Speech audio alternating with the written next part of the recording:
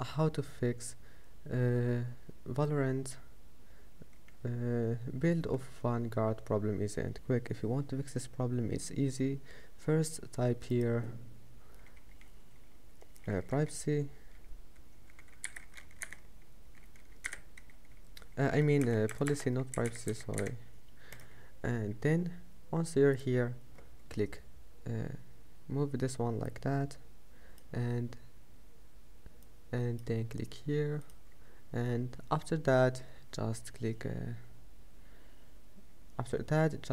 Windows Components, and then scroll down, and here just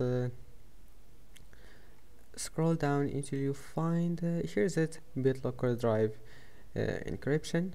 Click here, and then operating system drives, and here we'll find this one, require additional authentication at startup. Right click and click edit. You will find like that. Click enable it, apply, and OK, and that's it.